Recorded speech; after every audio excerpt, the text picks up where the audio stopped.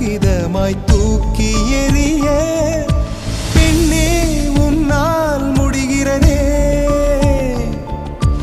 என்னால் ஏனோ முடியவில்லை. எனக்கே எனக்கே என்னை பிடிக்கவில்லை. காரணம் கேட்டால் தெரியவில்லை.